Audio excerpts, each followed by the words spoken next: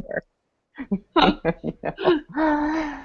So it says we are live. Aloha, everybody. Namaste. Welcome to our last day of the series of the 10 Precepts of Creativity. We're doing number 10 this week, our Precepts of Creativity, with my dear friend Jennifer Nearents. Jennifer, aloha. How are you today? I am good. Thank you, Michaela. This has been quite an interesting 10 weeks, and it's always fun to look back and see where we've gone and start planning where we're going in the future. So just really excited to be here. Yes, and I really did not expect what happened to me this morning. There was a major epiphany. When I woke up this morning, it was a part of my dreams. I was thinking that today that it was the last of the series, the number 10, and I didn't realize going through these precepts, because one thing I haven't said is, you know, maybe people who are watching this may wonder, well, where did these precepts come from? Well, they've come from a collective accumulation of all of my experience and how I personally have experienced creativity and the tapping into creativity over my life. And there are so many of us just living in this human life. We come up into obstacles. We come across things that hold us back. And we always wonder, why are there people that it seems so easy for, and then other people that it seems so difficult for? Some people who are able to tap in or work really hard and finally tap in, and then others who die trying, who never do it, maybe even never. So all of those ideas were in my head when all of these precepts came together.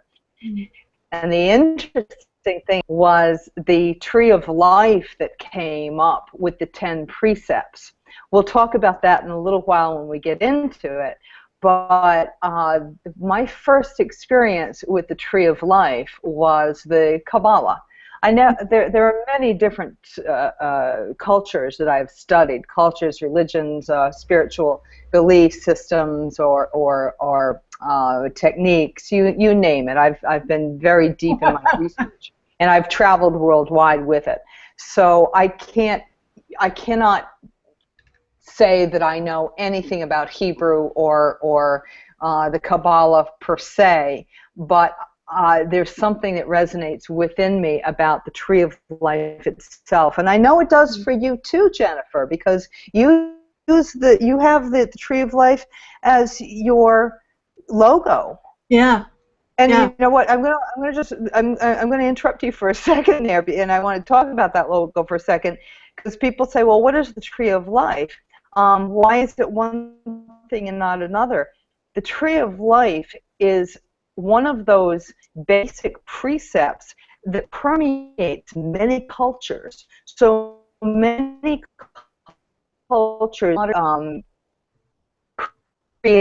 creative people, come up with all different versions, their own interpretations, as it were, of how to approach the Tree of Life. So what your Tree of Life logo is going to look a little bit different than the one that I show you at the end, but just keeping in mind that it is a Tree of Life that I'm going to shut up now. Yeah.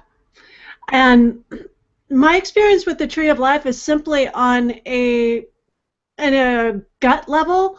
It's something that has always resonated with me, that I love the idea of the growing, the being part of the earth, the underground, the darker, the root system, the feeding into the stability of the trunk, reaching up into the heavens with the branches, and that it is a reflection of what is above is below, what is below is above, that they feed each other, that it is truly cyclical.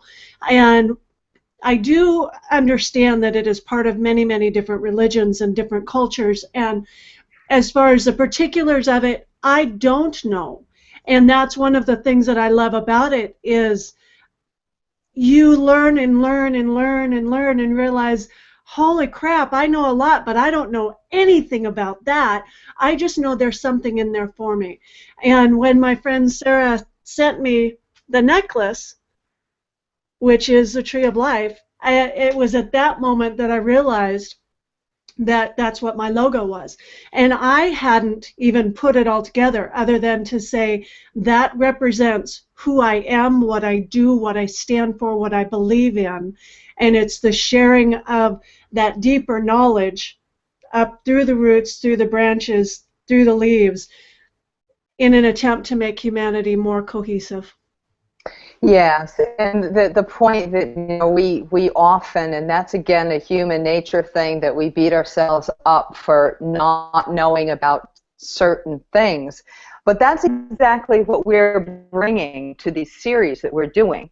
Is we're showing people that you don't need to be a scholar, you don't need to be a Rhodes Scholar to understand something from an inspirational point of view, to be able to go deep into your creative self, to really be the best that you can be, and bring about something that is contributing to society. Yes. You don't have to be some great brainiac to do that, and you don't have to know the entire history.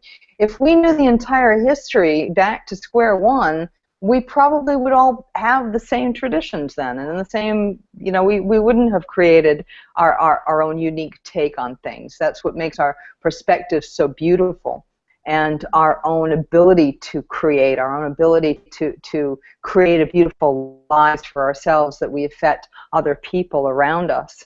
Such a wonderful thing. So, we really need to stop beating ourselves up. Yes. Yeah, that is very, very, very true. We are where we are. And go ahead. Yeah.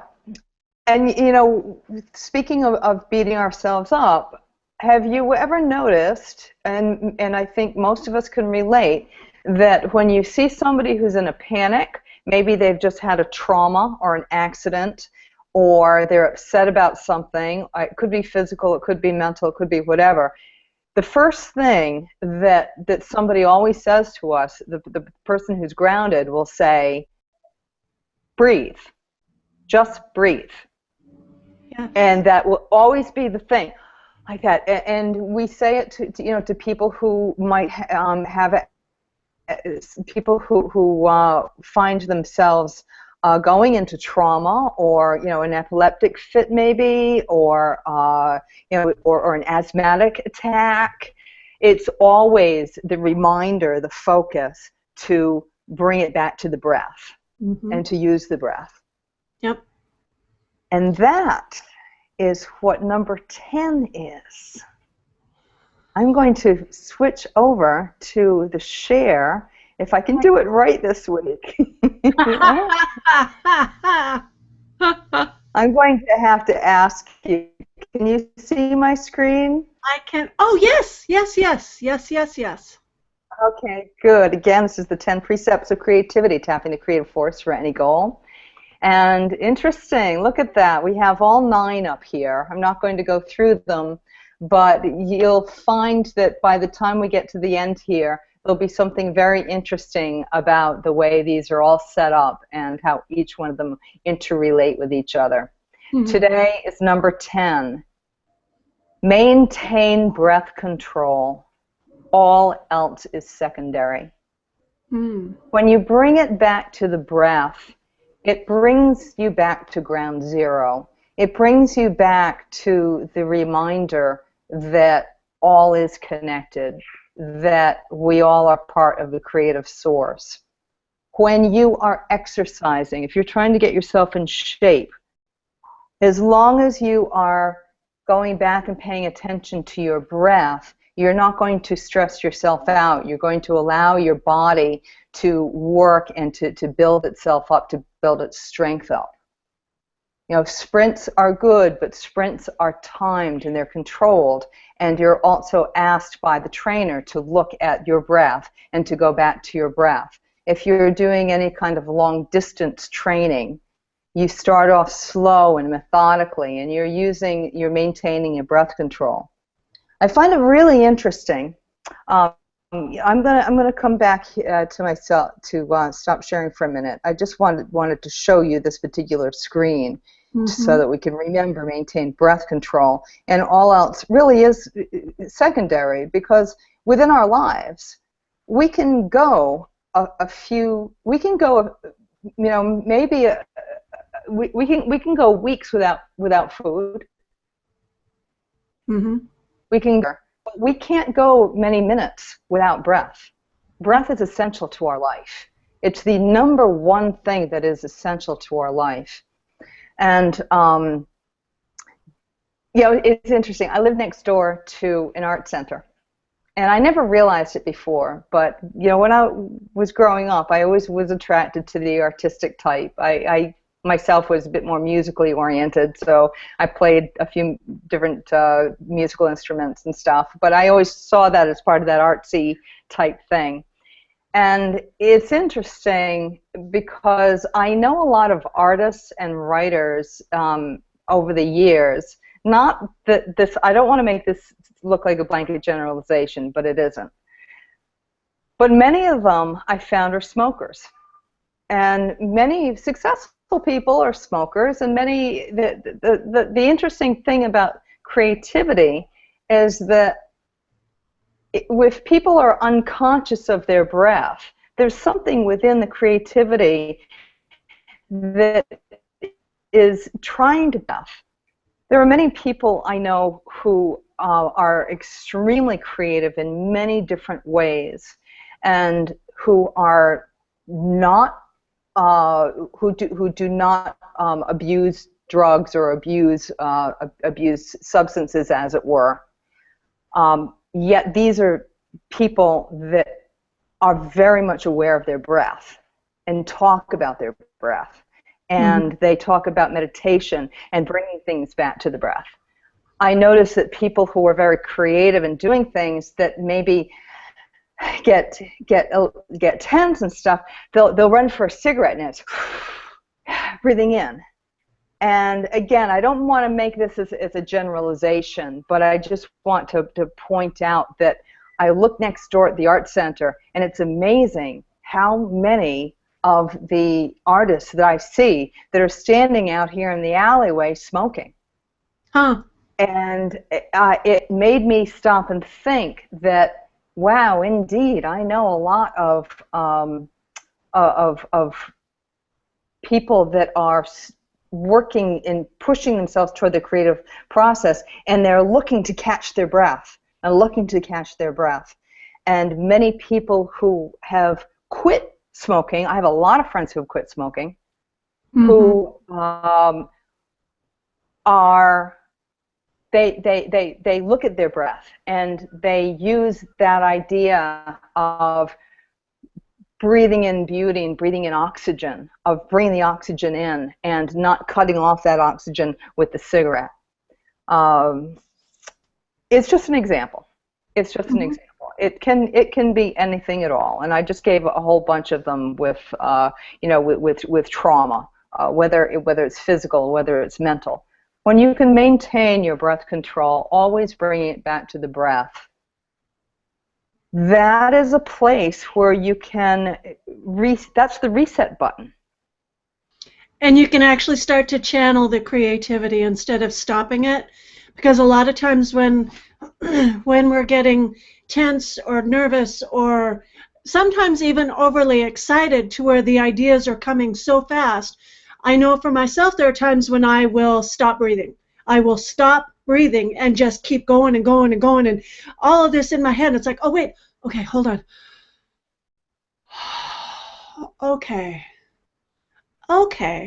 now I can focus. Now we can action them in a way that's going to have form, function, and capabilities of other people being able to access it. How many times do we forget? Yes, we stop breathing. I bet every last person who watches this or that we talk to, at some point somebody said breathe, because we go, oh, I stopped breathing. Yeah. Yes. Well, my daughter and I used to laugh about that a lot, because she and I are very similar, unfortunately, poor girl. But we will be involved in something, and we'll go, oh wait, oh yeah, and she'd look over at me and say, oh, did you forget to breathe too? Yes, I did. I was so excited by what we were doing, and I forgot. And when we would practice Aikido together, it was really nice because we would remind each other, even just through a glance, like, yes, you're present, and breathe.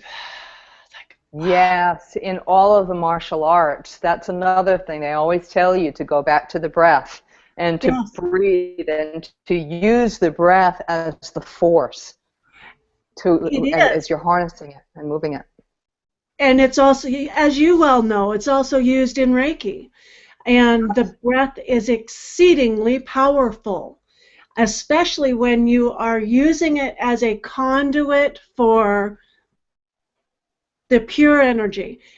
Unfiltered by your own crap, it's just a flow through of the energy. Wow. Yeah. Didn't mean to go quite that deep. Sorry.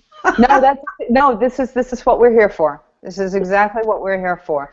And as I was looking at precept number 10 and maintaining breath control, and I want us all to look at that in as loose a term as we can, because we've been talking about ground zero and going to the basics and getting ourselves balanced. And the easiest way to do that in any beginner meditation series that you take, they always start with the breath. Mm-hmm. So it's a matter of remembering. And what you just said, Jennifer, is very powerful, because we forget to breathe, and we forget to remember that we are breathing. We are breathing every millisecond of the day, whether we're awake or whether we're asleep. And when we get ourselves stressed out, we cut that life force off, which is needed to continue with the creative force. It's very powerful. Yes. And generally to get out of the situation that we're in that's causing us to not breathe. Yes.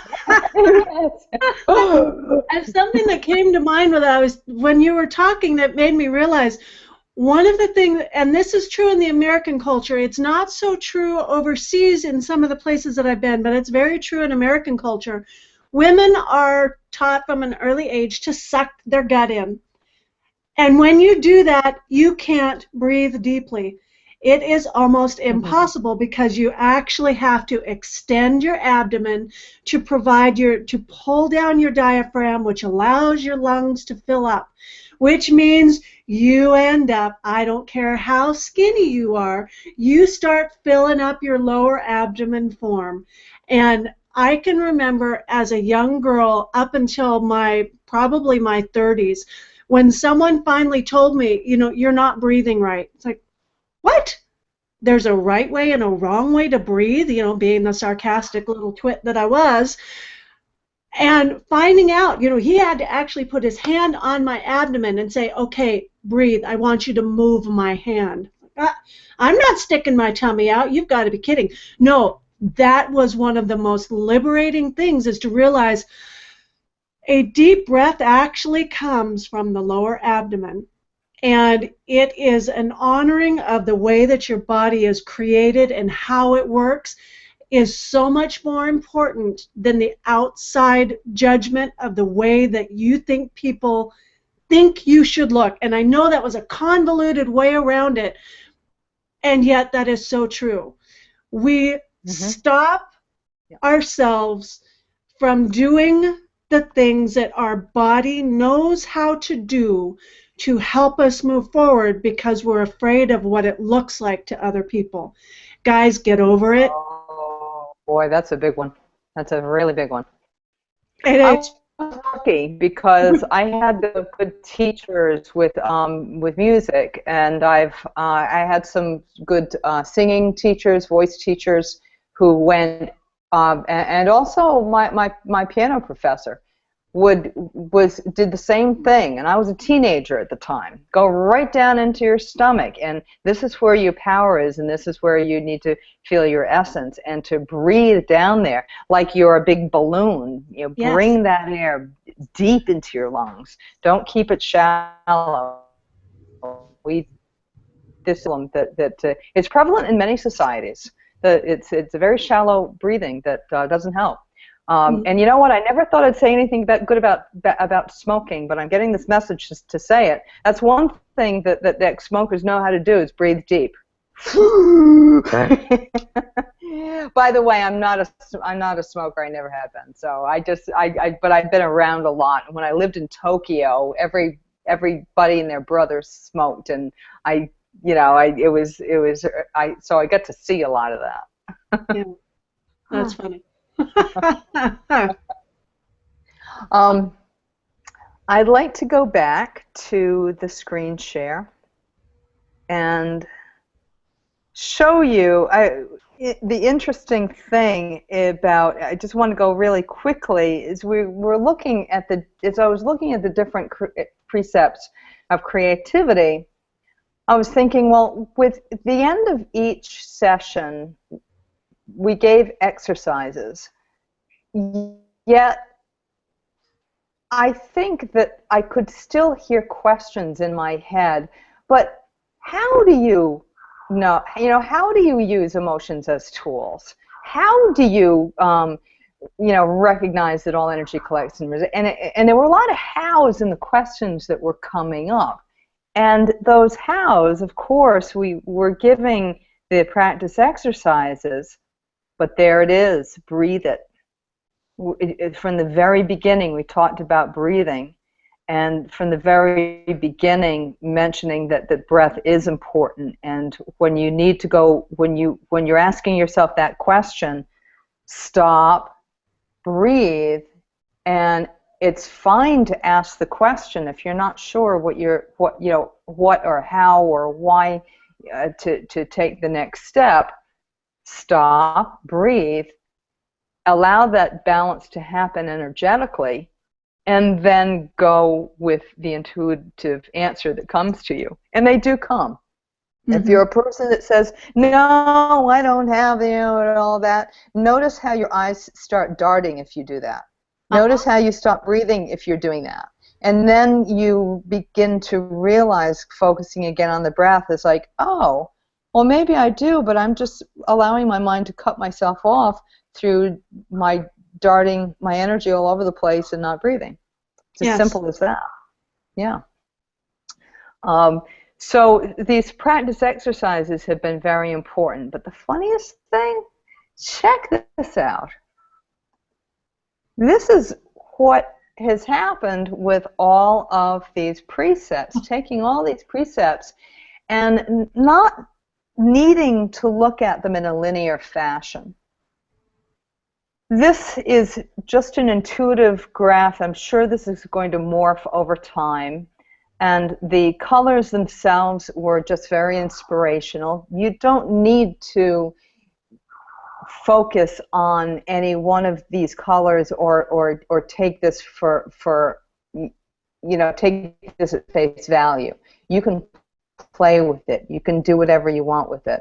With these kind of colors, they, in a very vague way, they almost line up with the Indian chakra system.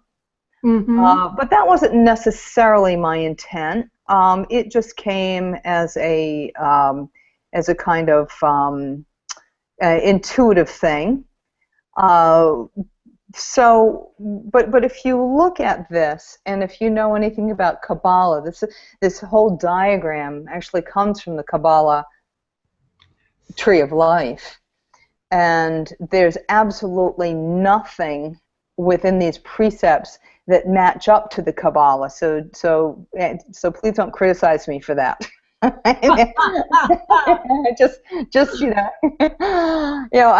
think the only Hebrew that I know is on that monster drink. The one that's the beast. But anyway, that's another story. If anybody knows what I'm talking about, never mind. It's not important. This particular one, I don't know. Can you see the bottom there, Jen? Where it says breath? Yes. Down there at the bottom? Yes. That's the root. The way it's set up here, We haven't gone into the Chakra series yet, but that's going to be our upcoming one, and we'll talk about that in a little while. And we'll also let you know when it begins. But for right now, just looking at this, these can turn. Imagine a Ferris wheel, for example, and a Ferris wheel with multicolored seats. And as it goes around, they exchange places, and sometimes some of them are at the top and some of them are at the bottom. It does not have to be a top and a bottom or a center. If these don't work for you the way they are, allow yourself to meditate. Use an insight meditation where you take maybe each precept as your focus, as your breath, and see where it falls in your own tree of life. As you can see, you can place yourself right at the center of a tree of life and allow your own intuition to grow with that.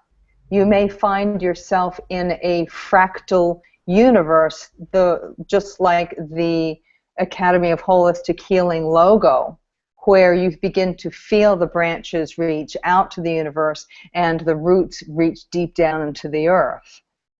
You may see a Kabbalah type image like this, where they're moving. They may even move, and they may even look like the twister that moves in and out and across, and they can exchange places with each other.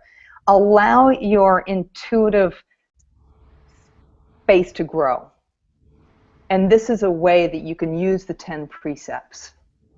Is any of this making sense? Absolutely. Absolutely. Great. I always go back to ground zero with the breath. Yes. I use breath as the reminder to stay centered and grounded. So for me, I put the breath right down there at the bottom. It's number 10. I arranged these in the way that they came up. I'm going to switch back over here for a second here. The funny thing is I started to set this up just in a way that I could fit them all on the page. And suddenly, look what happened.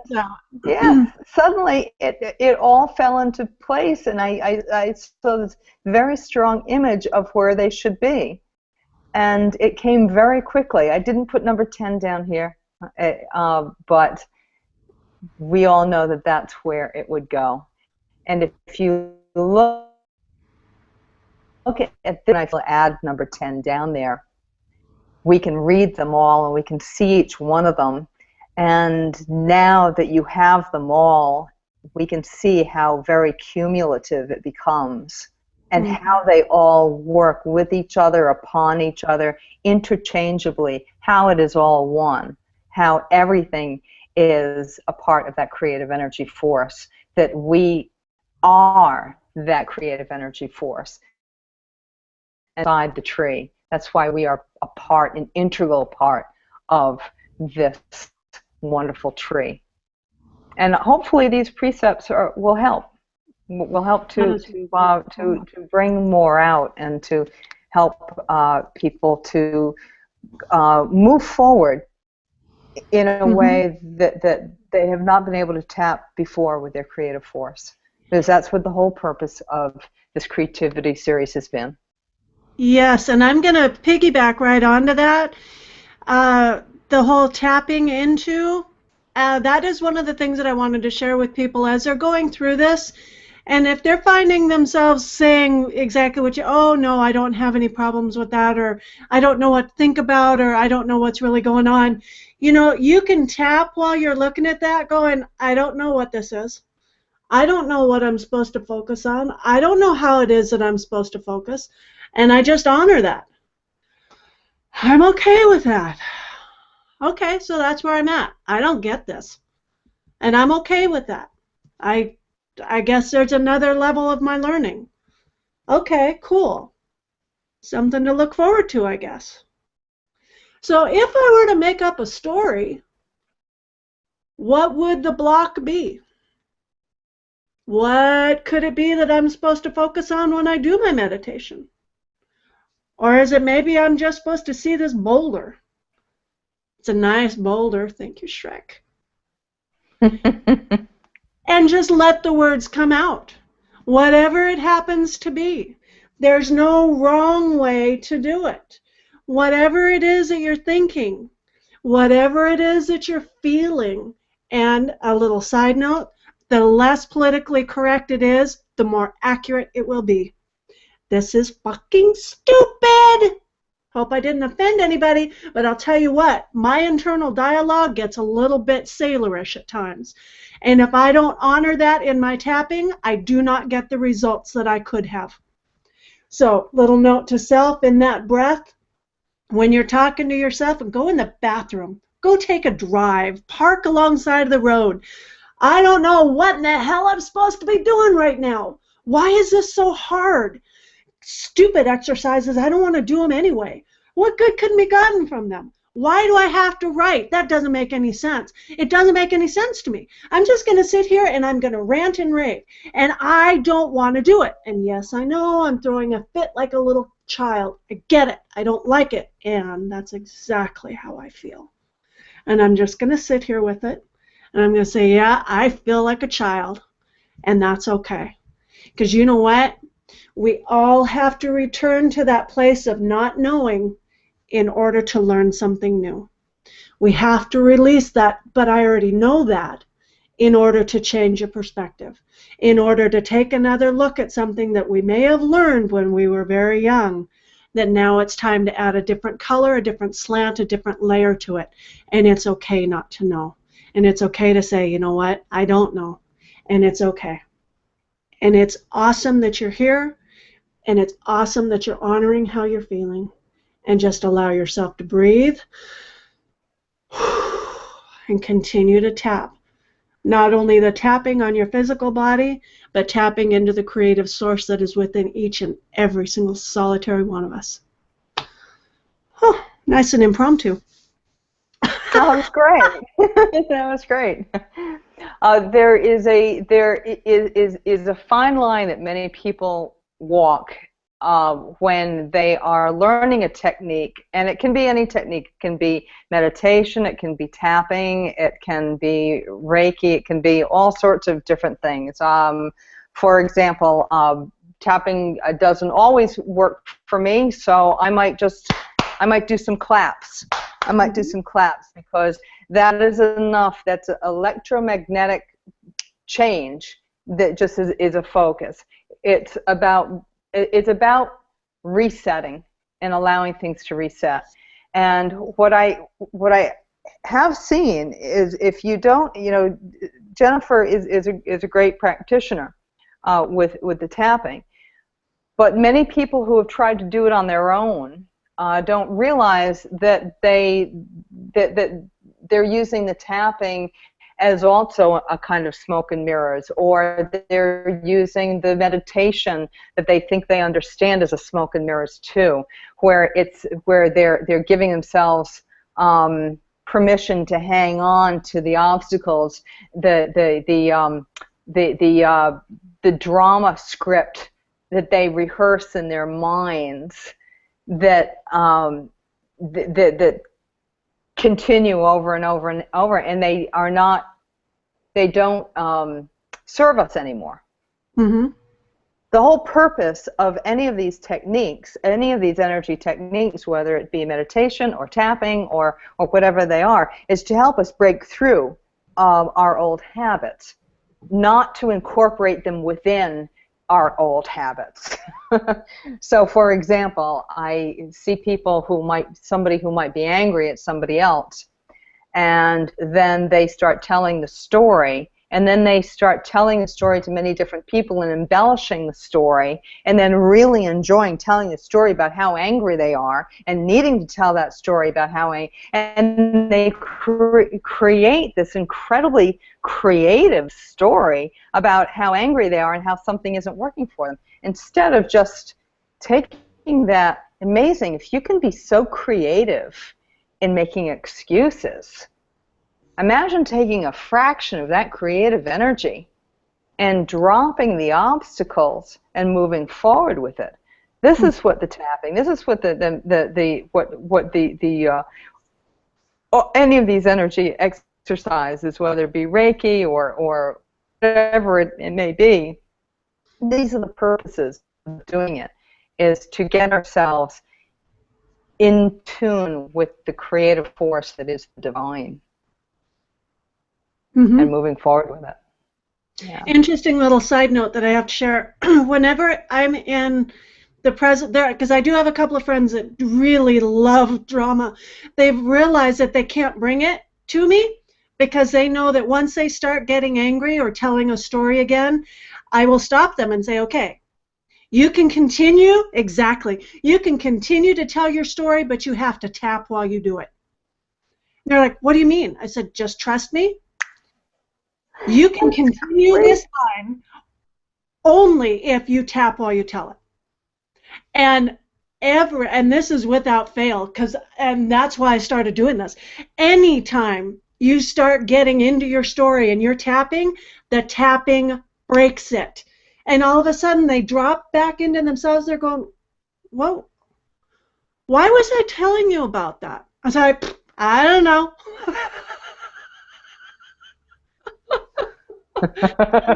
Absolutely. My drama shield. Yeah. Yes.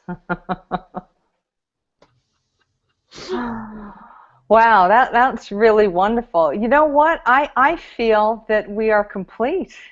Yeah. I feel Agreed. that we're complete. Yes.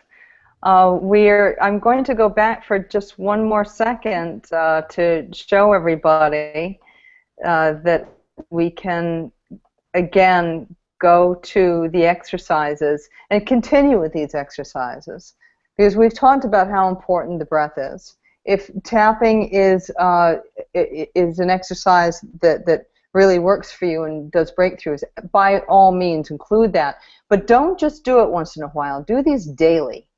You need to do it daily. If you were to tap 30 days in a row with intention and with the breath, and then you stop doing it for a week, I guarantee you're going to notice a difference. You're going to want to go back to it. And keeping that daily journal. And the daily journal doesn't need to be just writing. It can be drawing. It can be recording your voice. It can be making little videos out in the woods. I did that for a while as well. Anything at all that you do, any action that you take, the willingness to take action are steps towards the goals. How many times have you heard that saying, success, half of success is showing up, or half of the solution is just recognizing that there's a problem. Make an outline, gather the tools, and as you do that, you also the energy jumps in as well, and you start attracting things. And that was a big epiphany for me this morning, is I was wondering how these were all going to tie together, and presto, there. It was all in front of me the entire time. So showing up with openness, it sets the creative wheels in motion.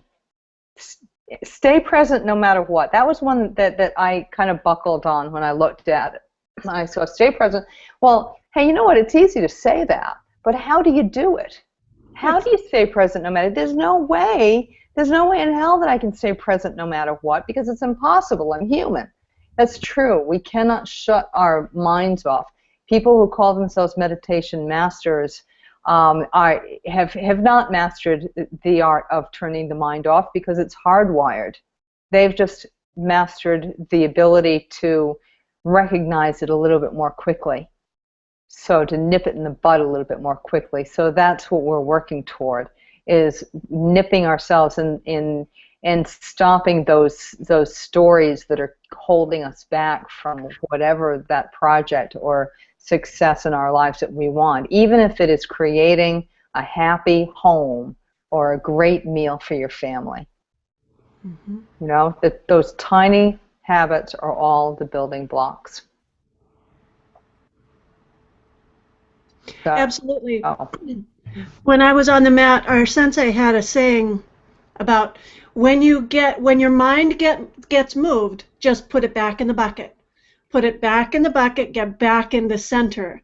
And so when you realize that you're not present, well, put it back in the bucket, come back, and just those little reminders as you start becoming more aware of things in life work differently when you're present versus when you're not.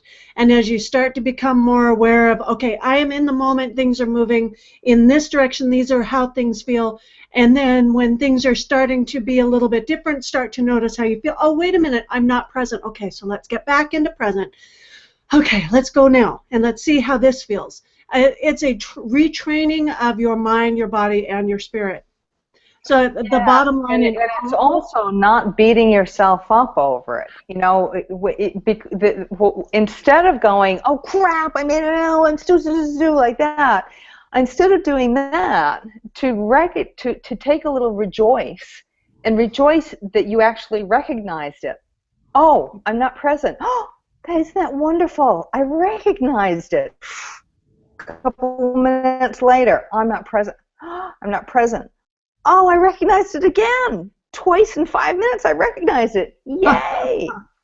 You know, yeah. So it's changing those little habits from negative to positive. If you sit there in front of a keyboard going, stupid, stupid, stupid, can't do it. Well, how much time have you wasted just beating yourself up? Instead of breathing, bring it back and go, oh, that was wrong. Do it again. Mm-hmm. You know, because it's all about training. Yes, and being patient with the process, being patient with yourself while you're in it, and honoring the fact that you are where you're at, and that it's okay, and just exactly like that. Oh, I'm not present. Where was I? Yeah, it's not where I wanted to be. I wanted to be right here. Okay, so I'm back. Cool. Yes, and my youngest and I, it's not a joke, but it's not something that we hide from either, because there are times when he'll talk to me, and I won't be there. I won't be mentally present. I will be working on something else. And he'll look at me and he'll kind of go, Mom, were you here? It's like, oh, sorry, Josh. No, I was working on something else in my head. Okay, so now I'm here. What was it that you were trying to share with me? And it's an open conversation, because there are times when he's not present, and you can tell. And making it okay to say, hi, can we try that again? Because I'm not sure that I was fully present. I don't think I heard everything that you were trying to convey to me. I heard your words, but I didn't hear what you were saying. So. That's a beautiful way to communicate within your family, within any relationship, because so many of us use that very little problem of non-presence that allows stress to come in, and people get angry. You weren't listening to me, or you never listened to me, or shut up, I don't want to hear it. You know, it becomes a fight because people become defensive. You know, maybe we didn't mean to not be present, but you know, hitting the reset for each other is a great thing. To become defensive is not going to help, and that's a classic reaction. Yep. Yeah. Yeah, it's been critical in the growth of all of the relationships that I've had, is because our mind's popcorn, just like our conversations. You'll say something that'll spark something in me, and my mind will go off, and if I don't realize that my mind has gone off, I can't bring it back with that piece of information, and so I'll be off here and you'll still be talking, and I will miss it. And in those moments of realizing that, say, hey, wait a minute, I really want to hear what you're saying, and I spaced. Could you please repeat it? You know, and it's having that ability to actually admit, one, that you're human, and two, that, you know, I wasn't here. Can can we try this again? Yeah. Exactly. Well, I don't know where. I think that many of our viewers are American, and we're getting into holiday season. Mm-hmm. So as we're wrapping up, I'd also like to talk about the next few weeks. We plan on being here, everybody, not on the actual American holidays. Thanksgiving is the last week in the last Thursday in November. Then we have, is Christmas also a big Christian holiday here in America, that many people use that as a day for family. Mm-hmm. Is that also a Thursday this year? It is. Yes. So, but right through the holidays, except for the holidays, right through the holiday season, we are going to be here, and we are going to continue our Thursday Hangouts, and I hope you continue to join us too. Yes, I am looking forward to, I know that we're going to be starting the Chakra Series, and that's one of the things that you and I were talking about, and we'll make an announcement once we've got the schedule all lined up, but that's something that has been building for the last couple of weeks, and I'm really excited with how it's going to show up, and I think the timing during the holiday season could be quite advantageous for everybody, because it'll allow people to go into the holidays much clearer and able to really work at mending some of the family relationships that might need some special attention, that because we might be a little out of whack, keep the relationship out of whack. So in the Chakra Series, that's one of the things that in the basics is just understanding how our own energy systems affect everything within us and without us, outside of ourselves, meaning, and how by fine-tuning some of that, our relationships outside of ourselves will shift dramatically. And I think doing this during the holiday season will be brilliant and will be truly serving our communities. Awesome. Awesome. So looking forward to it. Yeah. Yes.